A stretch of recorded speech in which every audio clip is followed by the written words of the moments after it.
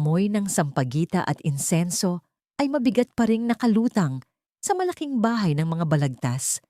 4 na araw matapos ang malagim na aksidente na kumuha sa buhay nina Engineer Rodolfo at Doktora Sofia Balagtas.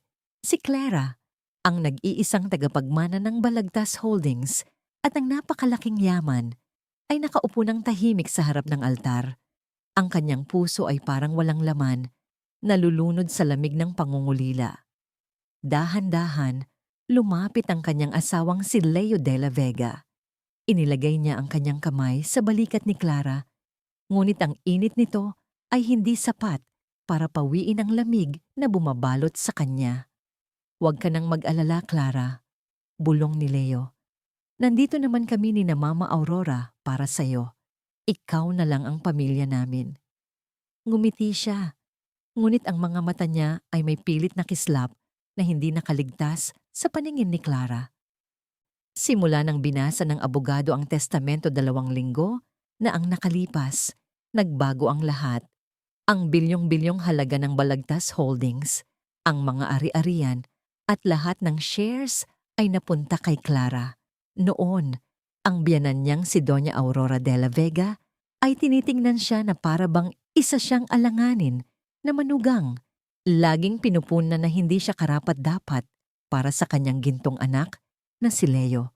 Ngunit pagkatapos ng pagbabasa ng testamento, si Doña Aurora ay naging napakatamis, napakamalambing, sa isang paraang nakakapangilabot.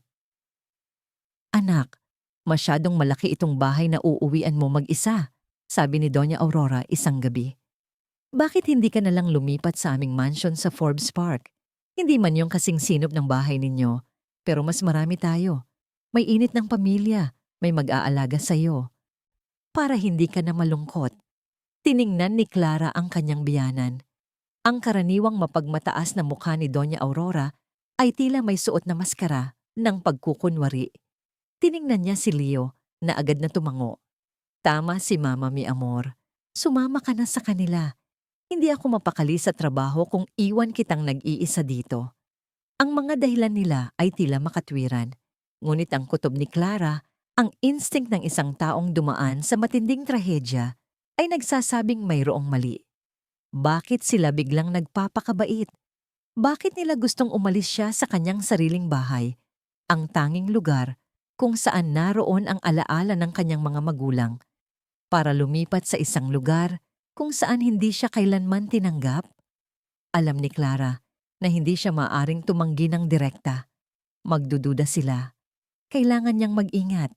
Marahil, ang paglipat ay ang kanyang pagkakataon para malaman kung ano ang nasa likod ng biglaang pagbabagong ito. "Opo, Ma." Mahina niyang sagot. "Sa tingin ko po ay tama kayo. Makikitira po muna ako." Ang tuwa ni Doña Aurora ay hindi maikubli. Agad niya itong niyakap at sinabing, "Huwag kang mag-alala, anak. Aalagaan ka namin na parang tunay na anak."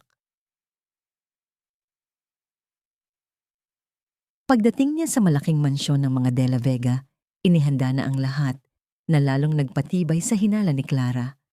Ang kanyang mga gamit ay maayos na nakasalansan sa silid na dati raw silang mag-asawa.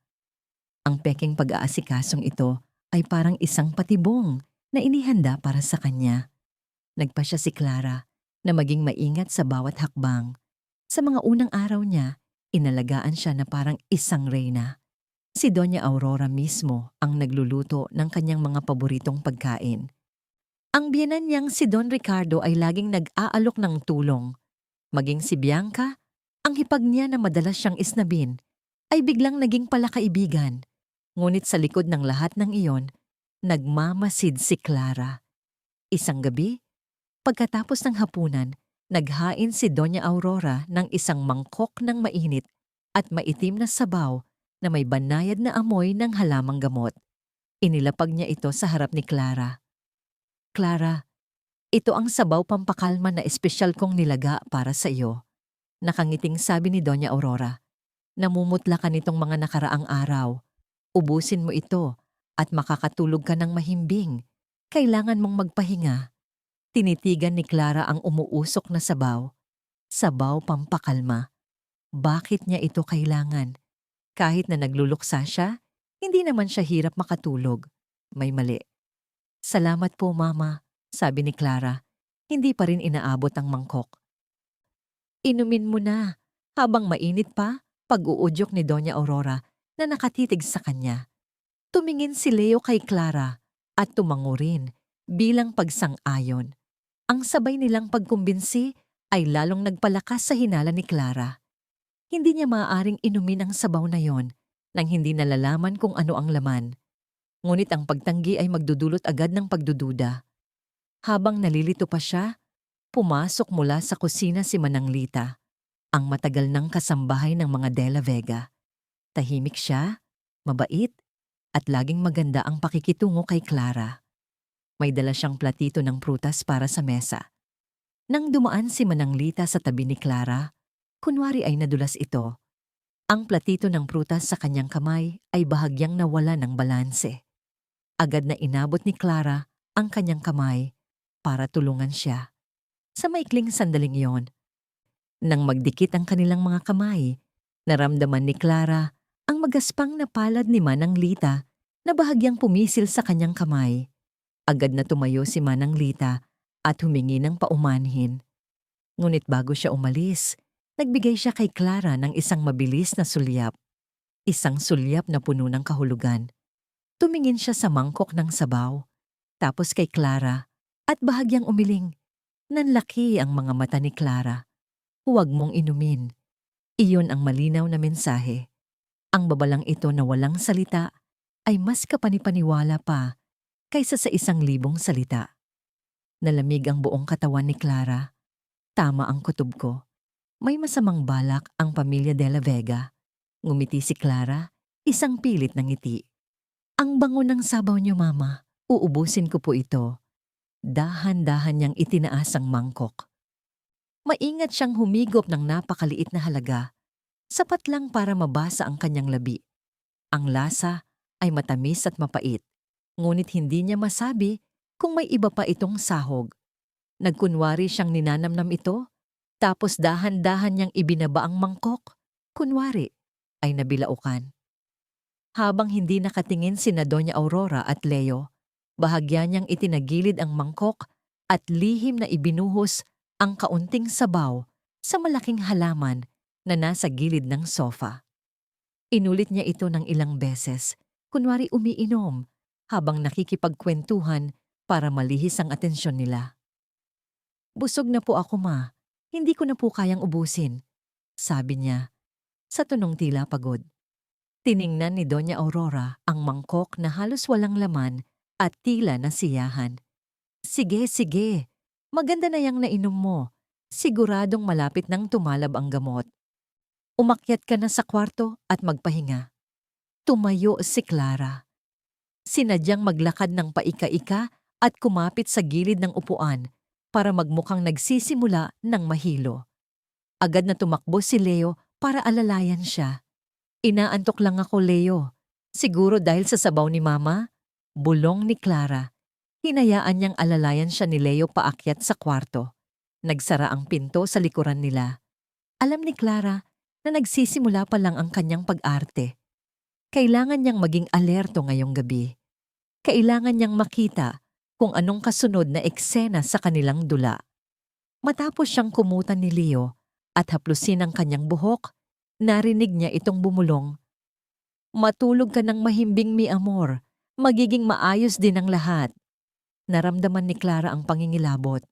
Ang asawang minahal niya ay may balak palang saktan siya. Ipinikit niya ang kanyang mga mata.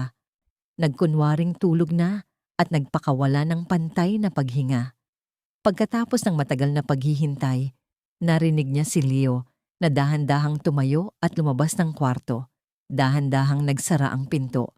Ngunit hindi naglakas loob si Clara na gumalaw. Naghintay siya. Alam niyang babalik sila.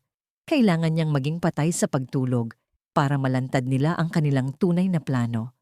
Makalipas ang halos kalahating oras, sa wakas ay narinig ni Clara ang tunog ng pinto na dahan-dahang bumukas. Nanatili siyang parang isang piraso ng kahoy. Ang puso niya ay malakas na kumakabog sa kanyang dibdib. Sa siwang ng kanyang mga mata, nakita niya ang dalawang anino na dahan-dahang pumasok, si Leo at si Doña Aurora. Lumapit sila sa kama at tinitigan si Clara. Tulog na siya, ma. Bulong ni Leo, puno ng kasabikan. Mabuti. Ang malamig na sagot ni Doña Aurora. Ibang-iba sa maamo niyang boses kanina. Dapat nating tiyakin na parang patay siya sa pagtulog. Ang dami ng pampakalma na inilagay ko, sapat na para pabagsakin kahit isang baka. Kung inubos niya yon, baka wala na siyang malay ngayon at hahayaan na lang tayong gawin ang gusto natin. Nanginginig ang buong katawan ni Clara. Malakas na dosis ng pampatulog. Iyon pala ang nasa sabaw. Ang pamilya De La Vega ay hindi lang nagbabalak na nakawin ang kanyang kayamanan. Gusto rin nilang sirain ang kanyang pag-iisip. So, anong susunod nating gagawin, ma? Tanong ni Leo. Hayaan mo muna siyang matulog. Bukas, tatawagin natin si Dr. Corpus, sabi ni Doña Aurora. Kukumpirmahin niya na meron siyang mental breakdown dahil sa matinding trauma ng pagkawala ng kanyang mga magulang. Bayad na siya. Kapag nasa atin na ang kanyang medical record, ipapasok natin siya sa isang pribadong sanatorium. At bilang kanyang legal guardian, ikaw, Leo, ang magkakaroon ng ganap na kontrol sa lahat ng Balagtas Holdings at ari-arian. Ang kanilang plano ay hindi lang malupit. Ito ay perpekto. Isang plano para makuha ang napakalaking yaman ng walang kahirap-hirap sa pamamagitan ng pagpapakita kay Clara bilang isang baliw na nangangailangan ng tulong. Okay lang ba yan, ma? Baka may makatuklas. Baka magduda ang mga kaibigan nila. Tila nag-aalangan si Leo. Anong kinatatakutan mo? Lahat ay nakaayos na. Sino ang maniniwala sa isang baliw? Iisipin lang ng lahat na nabaliw siya dahil sa sobrang pagluluksa at trauma, singhal ni Doña Aurora. Ngunit ang kasunod na sinabi niya ang lalong nagpalala sa galit ni Clara. Ito lang ang tanging paraan para makuha ang dapat sa atin. Ang kumpanyang yon, ang Balagtas Holdings, ay dapat sa pamilya De La Vega. Ang ama ni Clara ang umagaw sa pagkakataon ng ama mo noon. Matagal na tayong naghintay sa araw na ito. Ang kasal mo, ang pag-ibig mo, lahat ay isang investment para sa araw na ito. Nagsimulang gumuho ang mundo ni Clara. Ang kanyang kasal, ang pagmamahal na inakala niya, lahat ay isang malaking dula-dulaan. Ang kanilang pag-ibig ay isang kasangkapan lamang. Ang galit ni Doña Aurora ay hindi lang dahil sa yaman. Ito ay nag-ugat sa isang matandang alitan sa negosyo. Nag-usap pa sila ng kaunti tungkol sa pag-aayos ng mga papeles at pagpapatahimik sa mga shareholders bago tuluyang umalis. Dahan-dahang nagsara ang pinto. Ibinalik ang nakakatakot na katahimikan sa kwarto. Ngunit sa isip ni Clara, isang malaking bagyo ang nag-aalab. Hindi na siya maaaring manatili rito kahit isang segundo pa. Kailangan niyang tumakas agad. Naghintay pa si Clara ng kaunti, nagpakiramdam, hanggang sa masigurado niyang nakabalik na sila sa kanilang mga kwarto at mahimbing nang natutulog. Dahan-dahan siyang umupo, sinisikap na huwag gumawa ng ingay. Kinuha niya ang kanyang cellphone at ang maliit niyang pitaka kung saan naroon ang kaunting pera at ang business card ni Attorney Ramon Chavez, ang pribadong investigador na binanggit ng kanyang ina sa liham. Lumingon si Clara sa bintana. Nasa ikalawang palapag ang kanyang kwarto. Delikado ang pagtalon, ngunit mas delikado ang manatili. Napako ang tingin niya sa makakapal na kurtina, mabigat, mamahalin, at matibay. Wala nang ibang paraan. Mabilis at maingat niyang tinanggal ang pinakamalaking kurtina mula sa sabitan at itinali ang isang dulo ng mahigpit sa paa ng kama. Sinuri niya ito ng ilang beses para makasiguro. Ang kabilang dulo ay inihulog niya sa bintana. Ang lubid na gawa sa tela ay umabot lamang sa dulo ng unang palapag. May kalayuan pa rin ito sa lupa. Huminga si Clara ng malalim. Ang takot ay napalitan na ng galit at determinasyon. Umakyat siya sa bintana at kumapit ng mahigpit sa kurtina. Dahan-dahan siyang bumaba. Masakit ang pagkakahawak niya sa tela. Nang marating niya ang dulo ng kurtina, ipinikit niya ang kanyang mga mata. Binitawan ang kanyang pagkakahawak at tumalon. Lumapag siya ng malakas sa malambot na damuhan sa ibaba. Masakit ang buo niyang katawan, lalo na ang kanyang bukong-bukong, ngunit hindi siya naglakas loob na huminto. Tiniis niya ang sakit, tumayo at tumakbo. Tumakbo siya ng walang lingon likod, papalabas sa likurang gate ng mansyon. Lumabas siya sa kalsada, tumakbo lang ng tumakbo sa dilim ng gabi. Nakatakas siya mula sa isang magandang kulungan na puno ng patibong. Pagkatapos niyang tumakas, sumakay siya ng taxi at sinabihan ng driver na magpaikot-ikot muna sa lungsod. Para masigurong walang sumusunod, hindi siya maaaring bumalik sa sarili niyang bahay. Iyon ang unang lugar na hahanapin nila. Sa huli, umarkila siya ng isang kwarto sa isang maliit at tahimik na hotel gamit ang cash at isang fake ID na inihanda niya noon para sa isang biyahe. Habang nag-iisa sa hindi pamilyar na kwarto ng hotel, bumalot sa kanya ang sakit at galit. Nagtiwala siya sa maling tao. Ibinigay ang kanyang buhay at yaman sa isang lalaking walang kwenta at sa isang pamilyang puno ng masasamang balak. Umiyak si Clara, mga luha ng hinanakit, takot at matinding galit. Umiyak siya para sa kanyang mga magulang. Ngunit pagkatapos niyang maubos ang kanyang mga luha, unti-unti siyang kumalma. Hindi ito ang oras para maging mahina. Kailangan niyang magpakatatag. Kailangan niyang hanapin ang katotohanan. Ang pagkamatay ng kanyang mga magulang, ang utang ng pamilya De La Vega, ang matinding galit ni Doña Aurora na nag-ugat sa nakaraan. Lahat ay mga piraso ng puzzle na kailangan niyang buuin. Ngunit saan siya magsisimula? Tiningnan ni Clara ang business card na kinuha niya sa pitaka.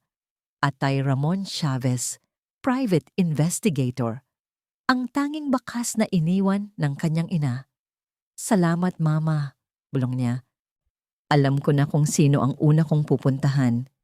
Ang paghahanap sa hustisya ay nagsisimula na. Si Clara ay hindi na ang maamong tupa. Siya ngayon ang mangangaso.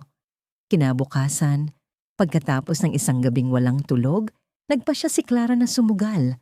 Nagsuot siya ng simple, hindi kapansin-pansing damit. Nagsuot ng malaking sombrero at sunglasses. Ang kanyang destinasyon, ang opisina ni Attorney Ramon Mon Chavez, ang private investigator na address na nakasulat sa card. Ang opisina ni Ate Giselle Mon Chavez ay nasa isang maliit at lumang gusali, malayo sa sentro ng negosyo ng Maynila.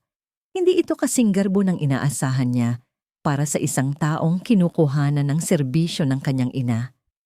Tanging ang maliit na karatula na Chavez Investigations ang nagpapatunay na tama ang kanyang pinuntahan. Kumatok si Clara. Isang lalaking nasa 30s, matangkad, kayumanggi, at may matatalas na mga mata sa likod ng kanyang itim na eyeglass, ang nagbukas. "Sino po sila?" tanong niya. "Ito po ba ang opisina ni Investigador Chavez?" tanong ni Clara. "Ako si Mon Chavez. Pasok ka," sabi niya. Pinapasok si Clara sa isang simpleng opisina.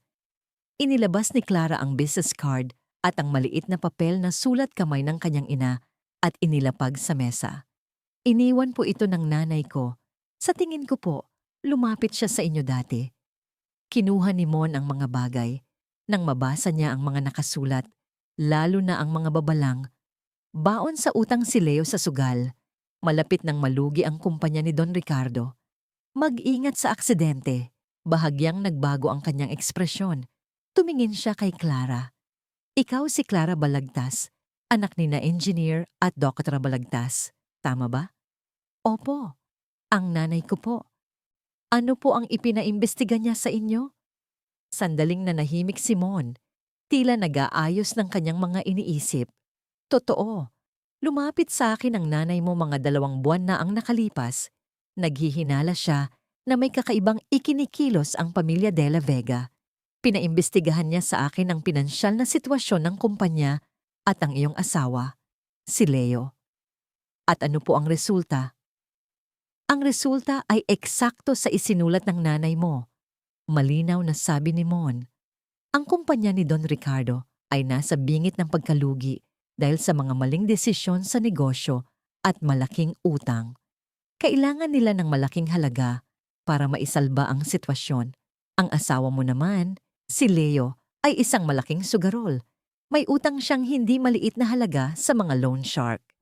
Kaya pala, bulong ni Clara, kaya pala ang kanilang pag-aasikaso ay hindi dahil sa pagmamahal, kundi dahil sa salbabida, ang kanyang minanang Balagtas Holdings.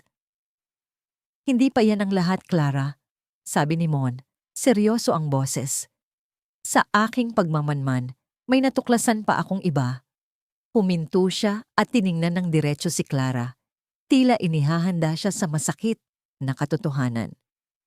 May kabit si Leo, at hindi lang simpleng kabit. Ang pangalan niya ay Zara. Siya ang dating kasintahan ni Leo. Ayon sa aking investigasyon, hindi sila kailanman tuluyang naghiwalay. Kahit na matapos niyang pakasalan ka. Dinurog ang puso ni Clara. Si Leo, ang lalaking pinagkatiwalaan niya, ay nagtaksil pala sa kanya. Sino siya? At bakit siya kasangkot dito? Ang pangalan ng babae ay Zara Montesilo. Dati siyang junior executive sa isang maliit na kumpanya.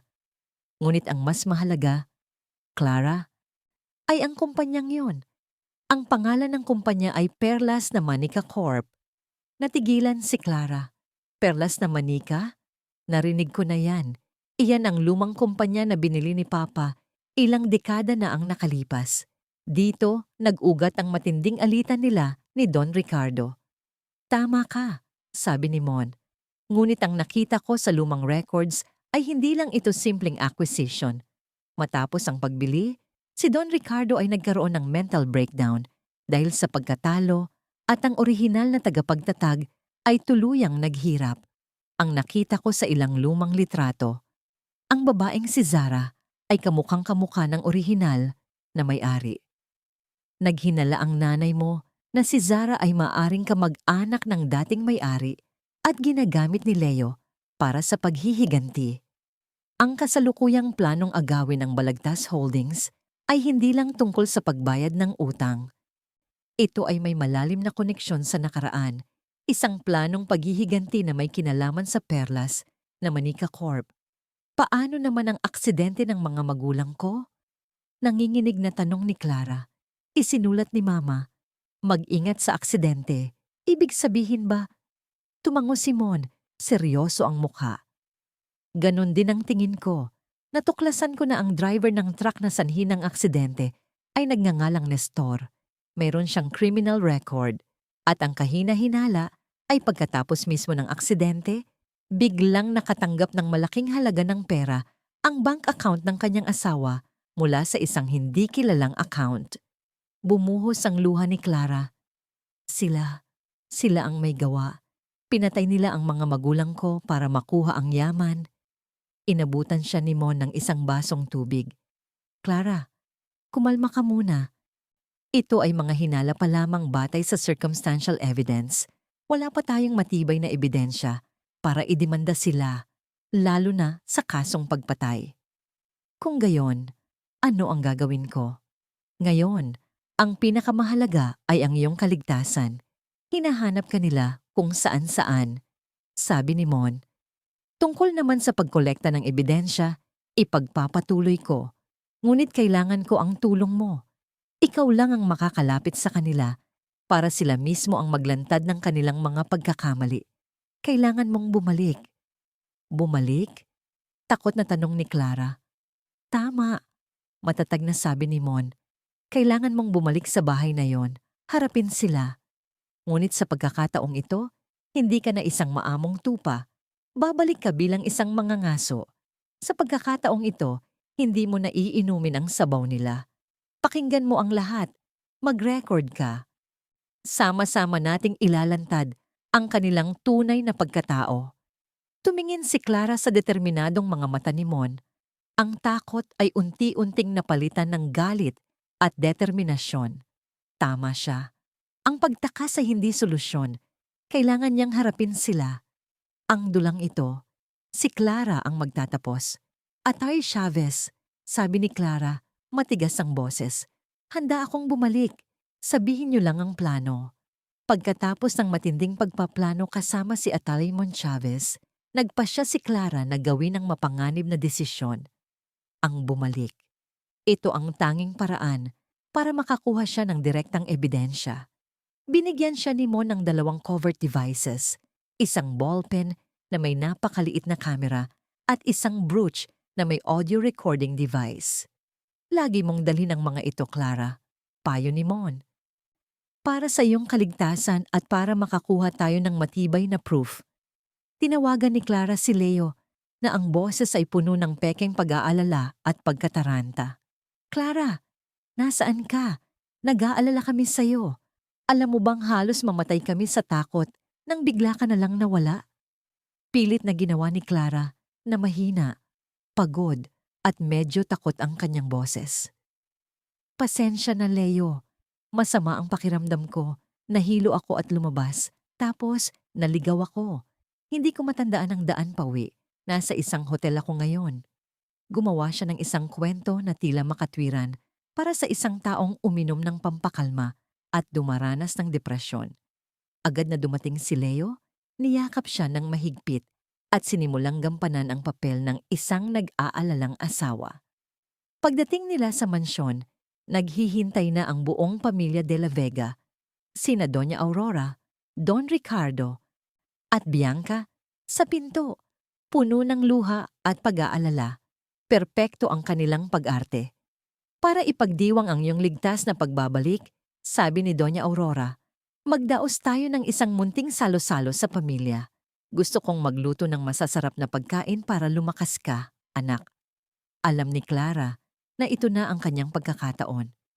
Kailangan niyang paniwalain sila na siya ay nasa kanilang kontrol na at kalahati na ng kanilang plano ay nagtagumpay. Sa hapagkainan, hindi na siya binigyan ni Doña Aurora ng sabaw pampakalma. Ngunit binigyan naman siya ng isang baso ng mamahaling red wine. Uminom ka ng kaunti, Clara. Maganda yan para sa sirkulasyon ng dugo. Sabi niya, habang nakatitig sa kanya ng may pag-aabang. Alam ni Clara na may patibong na naman dito.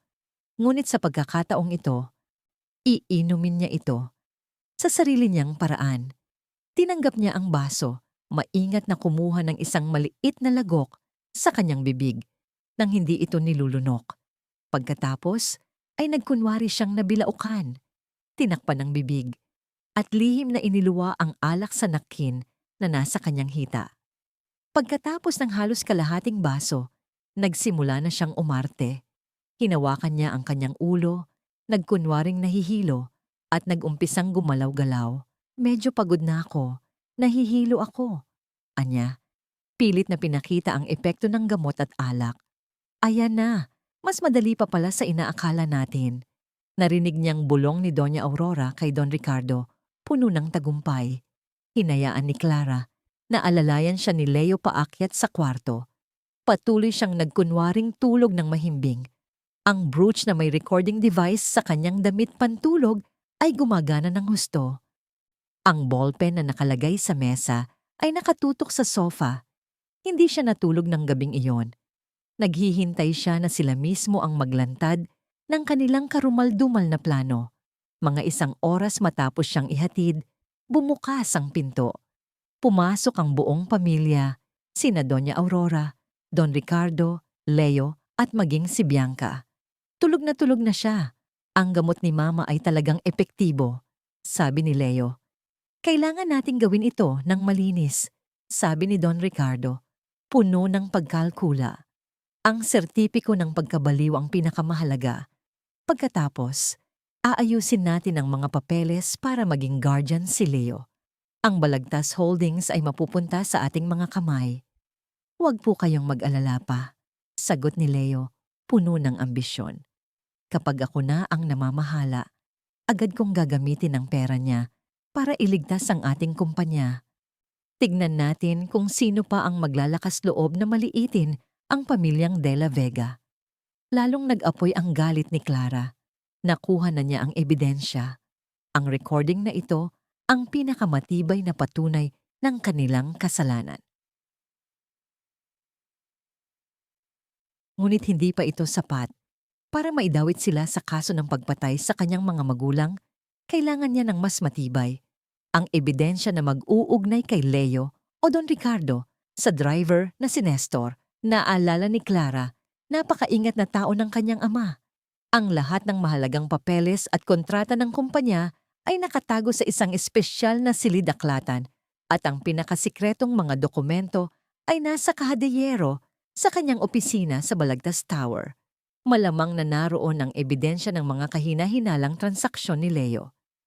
Ilang araw pagkatapos ng pag-arte, lihim na nag-ayos ng pagkikita si Clara kay Atty. Mon. Sinabi niya ang tungkol sa Balagtas Tower at ang vault ni Papa. Pinalitan na ni Leo ang lahat ng kandado at password.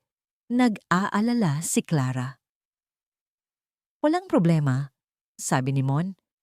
Ang mga karaniwang vault na ganyan ay may mga kahinaan.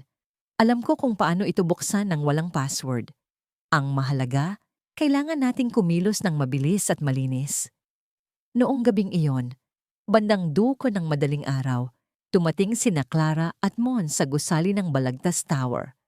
Sa tulong ng kakilala ni Mon sa security agency, madali nilang nalusutan ang mga gwardya at pansamantalang pinatay ang sistema ng kamera. Dumiretso sila sa opisina ng kanyang ama. Inilabas ni Mon ang kanyang mga gamit, idinikit ang kanyang tainga sa vault, at maingat na pinihit ang mga numero. Pagkatapos ng ilang minutong tensyon, isang malakas na click ang narinig. Bumukas ang mabigat na pinto. Sa loob, walang gaanong pera, puro papeles. Mabilis nilang sinuri ang bawat dokumento. Nagsimula na si Clara na mawalan ng pag-asa. Sandali, biglang sabi ni Monod kinuha niya ang isang manipis na folder na nasa ilalim. Sa loob, isang lumang ledger ang nakasulat, Black Funds. Pagdating sa mga huling pahina, huminto ang tibok ng puso ni Clara. Isang malaking gastusin na umaabot sa 5 milyon ang nakasulat sa mismong araw ng aksidente ng kanyang mga magulang. Ang nakatanggap ng pera ay may nakasulat na Nestor E. T. kasama ang bank account number ng asawa ni Nestor. Ito na, sabi ni Clara, nanginginig. Ito na ang ebidensya. Hindi pa yun ang lahat. Sa ilalim ng ledger, may isang USB flash drive na nakalagay. Isinaksak ito ni Mon sa kanyang laptop. Mayroon itong isang audio file.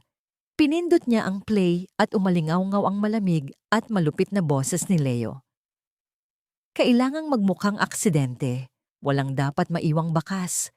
Pagkatapos ng trabaho, ipapadala ang natitirang pera sa account ng asawa mo. Magtago ka muna. Sa kabilang linya ay ang boses ni Nestor. Huwag kang mag-alala, boss. Sanay na ako sa ganitong trabaho. Basta't kumpleto ang bayad, maglalaho ako na parang bula. Naliwanagan ng lahat. Hindi lang nagpadala ng pera si Leo kay Nestor. Direkta niya ring inutusan itong gawin ang aksidente.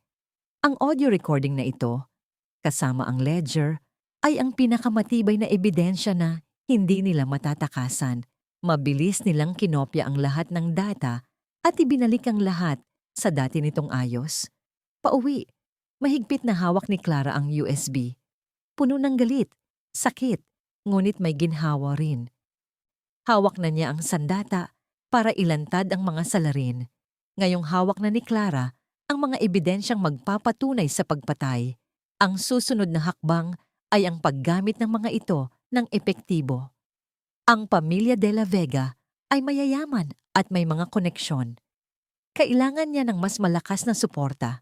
Nakipagkita si Clara kay Tito Nilo, ang matalik na kaibigan at kasosyo ni Engineer Balagtas. Nang ikwento niya ang lahat, mula sa planong paglason, pagpapanggap na baliw, hanggang sa mga ebidensya sa vault, ang mukha ni Tito Nilo ay napuno ng galit. Mga hayop sila. Ang turing ng tatay mo kay Don Ricardo ay parang kapatid na. Sigaw ni Tito Nilo. Huwag kang mag-alala, Clara. Gagamitin ko ang lahat ng koneksyon ko mula sa pinakamagaling na abogado hanggang sa media. Hindi ko hahayaang makatakas sila. Ang suporta ni Tito Nilo ay parang isang gamot na nagpalakas ng loob ni Clara. Ngunit alam niyang ang laban na ito ay may kinalaman din sa mundo ng negosyo. Sinunod niya ang mungkahi ni Mon na kausapin ang kaaway ng kanyang kaaway, Ginoong Eduardo Cruz ng Excel Group, ang pinakamalaking kalaban ng De La Vega at Balagtas Holdings. Bata, magaling ka, sabi ni Ginoong Cruz matapos makinig sa plano ni Clara. Mag-isang lumalaban sa buong pamilya. Gusto ko ang talino at tapang mo. Sige, tutulungan kita. Gusto ko ring makita kung gaano kasaklap ang magiging katapusan ng dula ng mga De La Vega.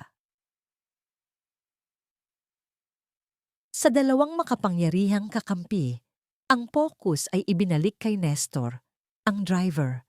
Siya ang buhay na saksi na magpapatibay sa ebidensya. Halos isang linggo ang ginugol ni Mon at ng kanyang mga tao para hanapin si Nestor. Nagtago si Nestor sa isang magulong paupahan sa gilid ng lungsod, nalulunod sa alak at sugal sa pag-aakalang ligtas siya. Nagpasya si Clara na personal na puntahan siya. Gusto niyang tignan sa mata ang taong walang awang kumuha sa buhay ng kanyang mga magulang. Sinamahan siya ni Mon. Nang makita ni Nestor si Clara, kitang-kita ang takot sa kanyang mga mata. Bakit? Bakit mo ako hinahanap? Aksidente lang ang nangyari. Aksidente! Malamig na sabi ni Clara.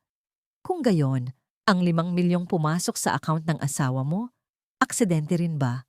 Ang audio recording ng usapan ninyo ni Leo, aksidente rin ba? Nagbago ang kulay ng mukha ni Nestor. Wala akong alam. Pinilit niya lang ako. Sinabi niya na kung hindi ko gagawin, hindi niya patatahimikin ang pamilya ko. Kung gayon, sabihin mo ang lahat ng katotohanan. Sumama ka sa amin sa estasyon ng pulis. Iyan na lang ang tanging paraan para makaligtas ka. Matigas na sabi ni Mon. Nang akma na siyang tatango, isang anino ang biglang pumasok mula sa pinto. Mabilis pa sa kidlat, iwinasiwas nito ang isang matulis na kutsilyo patungo kay Nestor. Zara! Sigaw ni Clara.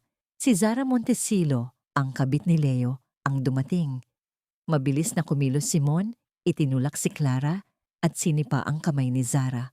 Tumilapo ng kutsilyo. Ngunit hindi basta-basta si Zara. Mabilis siyang umatras, kumuha ng pepper spray sa kanyang bulsa at direktang nag-spray kina Clara at Mon na puno ng kirot ang mata ni Clara. Nang makabawi sila ni Mon, huli na ang lahat. Sumugod si Zara kay Nestor at narinig ni Clara ang isang masakit na tunog mula kay Nestor at pagkatapos ay katahimikan. Nang makita niya, nakatakas na si Zara sa bintana. Nakasubsob si Nestor sa mesa, dilat ang mga mata at bumubula ang bibig. Patay na siya. Ginamit ni Zara ang lason para patahimikin siya magpakailanman. Hindi lang siya isang kabit, Clara. Isa siyang berdugo. Sabi ni Mon, punong-puno ng pagkadismaya. Ang pinakamahalagang saksi ay pinatay. Ngunit ang pagkamatay ni Nestor ay naglantad din ng isang mas malaking katotohanan. Pagkatapos ng wake ni Nestor, pumunta si Doña Aurora sa opisina ni Mon. Nagkunwari siyang nag-aalala. Huwag mong subukan na sirain ang buhay ng aking anak at si Chavez. Banta ni Doña Aurora. Dito, inilabas ni Mon ang huling impormasyon na nakuha niya.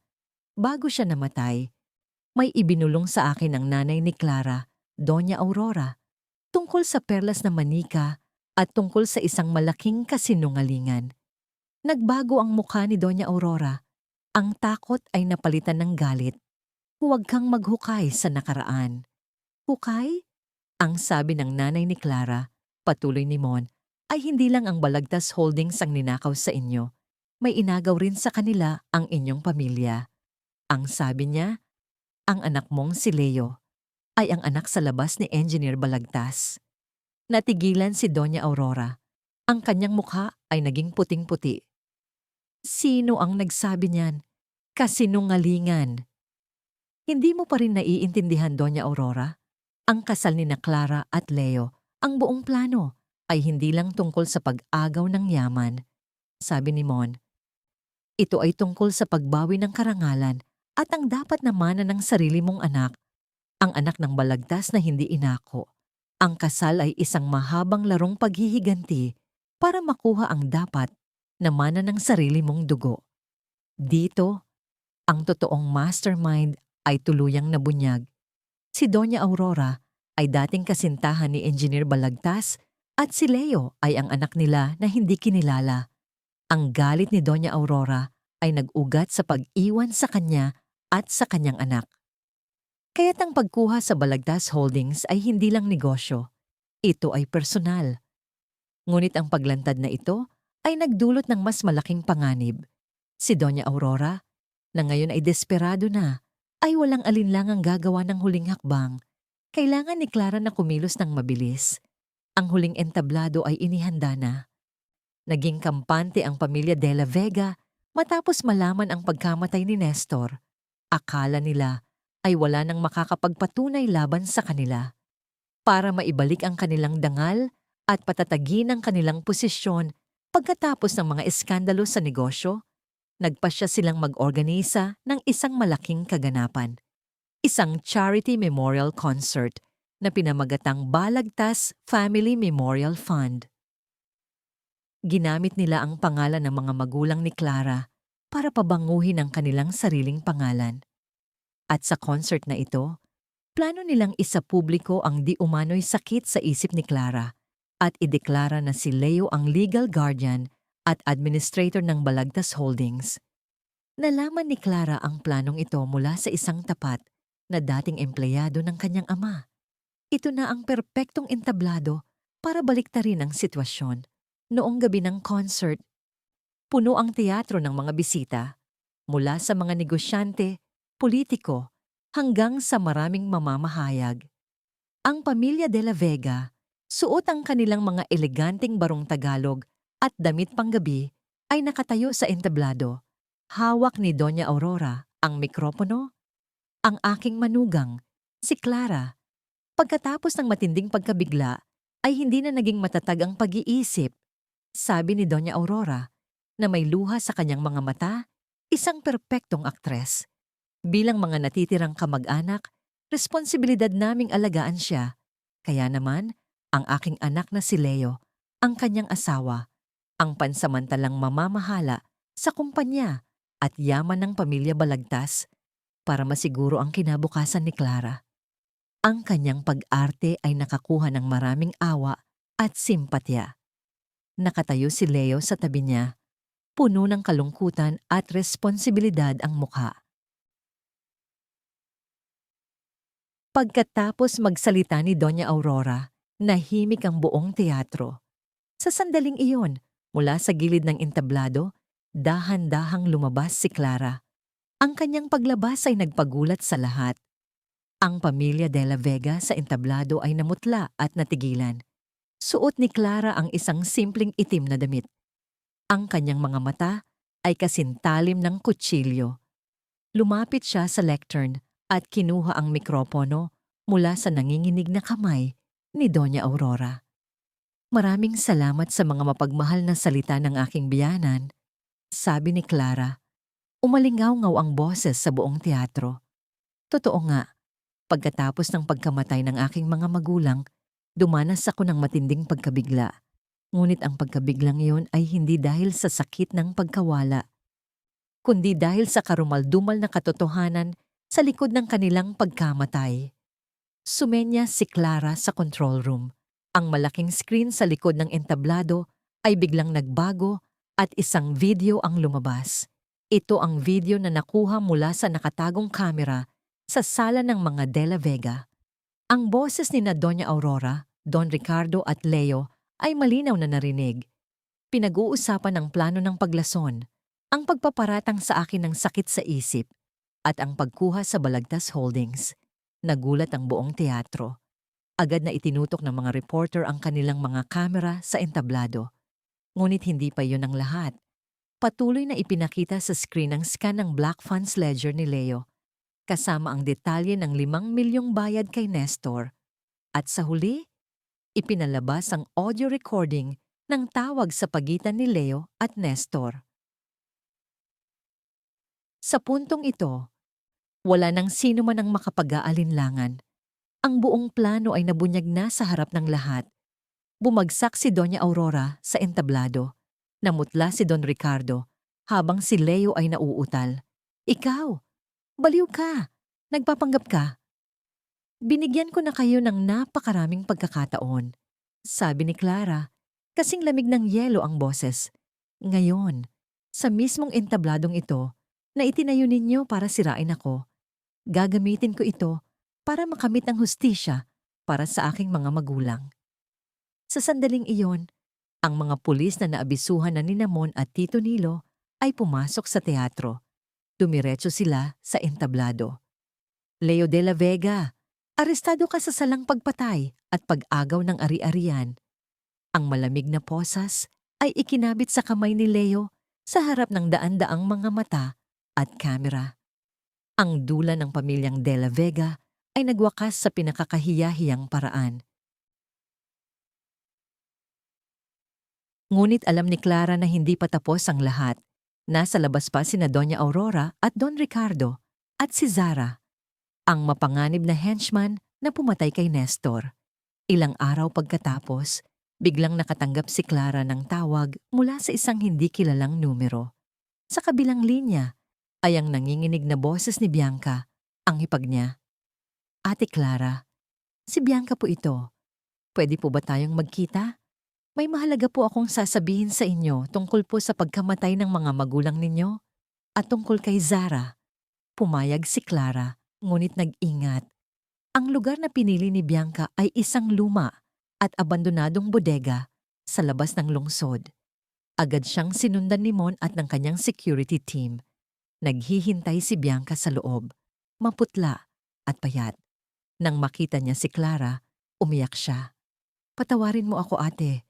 Naging duwag po ako, sabi ni Bianca, na kinuha mula sa kanyang bag ang isang maliit na USB flash drive. Ito po ang pinakatatagong-tago ni Mama Aurora.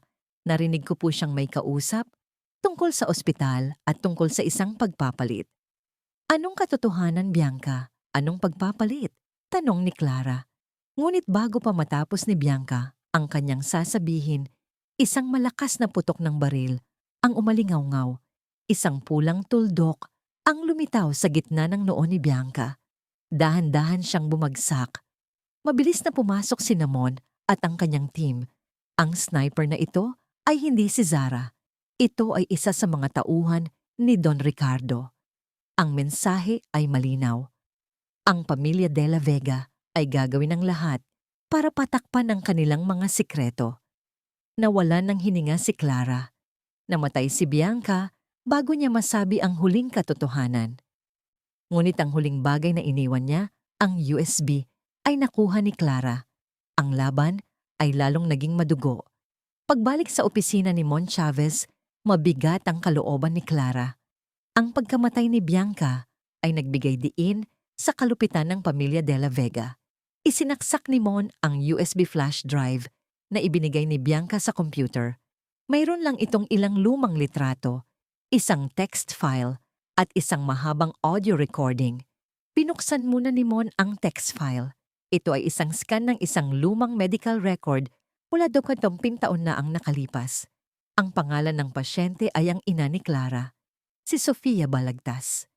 Ang diagnosis ay malinaw na nakasulat. Kambal na babae, nasa tamang posisyon. Kumabog ang puso ni Clara. Kaya pala, totoo ngang nagdalang tao si mama ng kambal at parehong babae.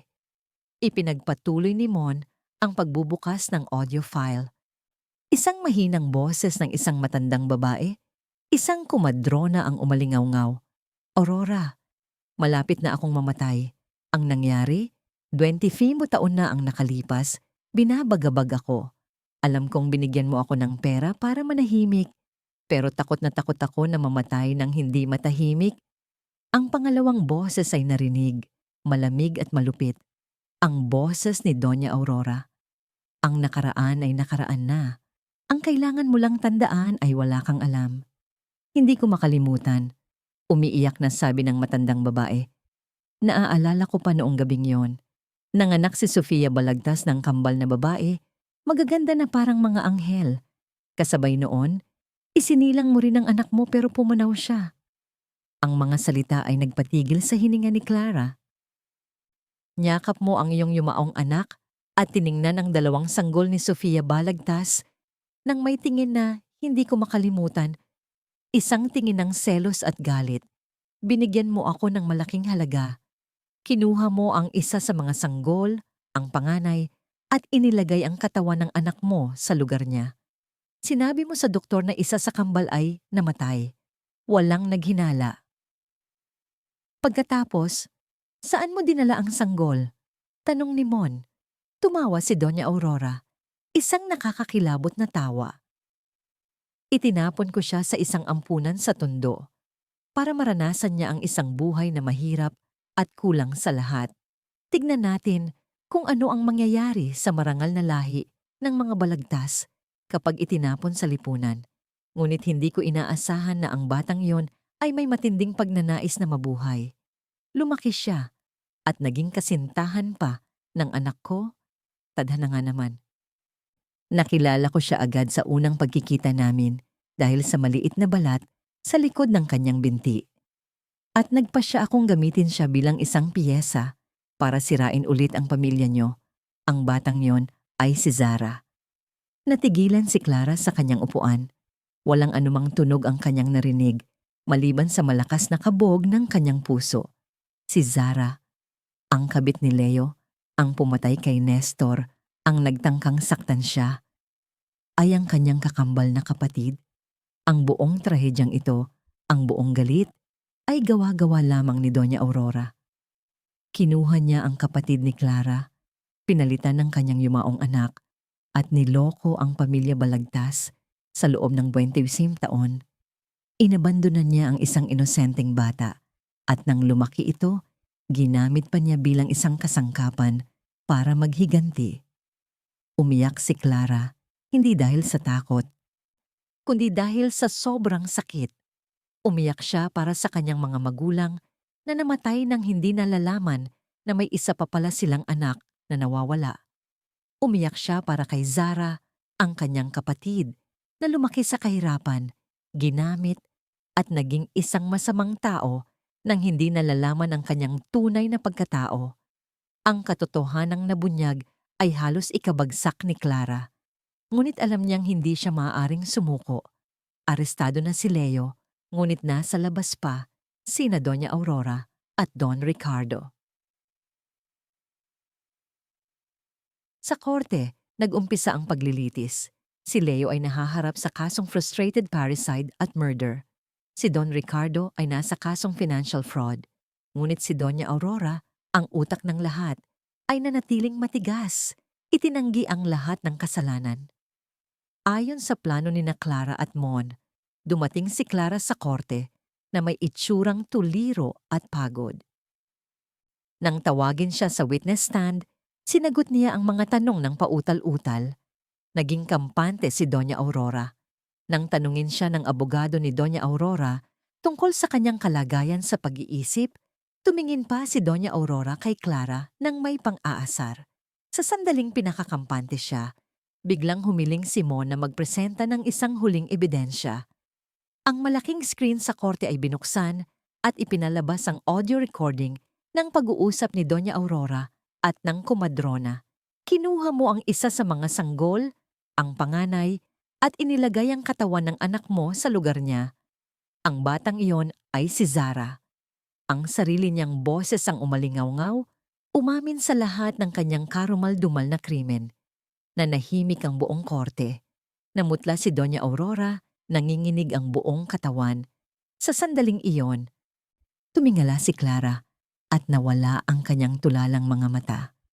Napalitan ito ng isang malinaw at matatag na tingin. Tumingin siya ng diretso kay Doña Aurora. Hindi ako nawalan ng alaala, sabi ni Clara, malinaw at matatas. Naaalala ko ang lahat. Naaalala ko ang bawat krimen na ginawa mo. Hindi mo lang pinatay ang mga magulang ko. Ninakaw mo rin ang buong buhay ng kapatid ko. Si Zara ay ang kakambal ko. Ang kanyang mga salita ay parang isang bomba na sumabog sa gitna ng paglilitis. Ang huling katotohanan, ang pinakamalaking trahedya, ay nabunyag na.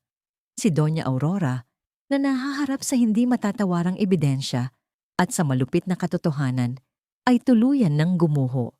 Tiningnan niya si Clara ng may kabaliwan at biglang kumuha ng isang maliit na bote mula sa kanyang damit at ininom ang laman.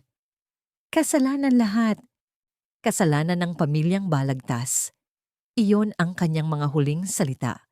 Bumagsak siya sa sahig at namatay agad. Pinili niya ang kamatayan para takasan ang parusa ng batas. Nagtapos ang paglilitis. Si Leo, Don Ricardo at ang iba pang mga kasabwat ay sinentensyahan ng pinakamataas na parusa. Sa wakas, nakamit din ang hustisya. 1 taon pagkatapos ng paglilitis, unti-unti nang naghilom ang mga sugat sa puso ni Clara. Opisyal niya ng pinamahalaan ng Balagtas Holdings, itinayo itong muli mula sa mga pagsubok at pinalago. Si Zara, ang kanyang kapatid, ay hinarap din ng batas para sa kanyang kasalanan.